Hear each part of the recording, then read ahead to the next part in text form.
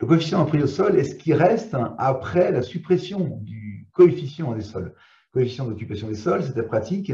On arrivait quelque part, on regardait, on voyait ce qu'on pouvait faire comme mètre carré, et on disait, oh ben ça, c'est pas possible, ça sert à rien, c'est pas assez, on pourra pas construire, on vend pas.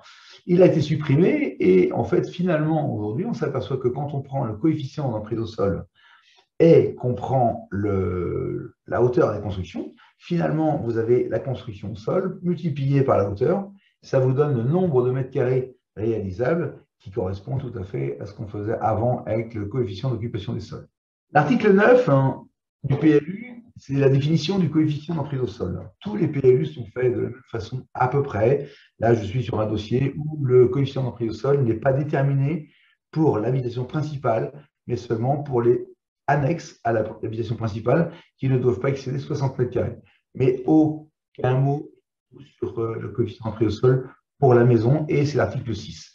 Donc ça change un peu, mais historiquement, c'était tout le temps la même chose.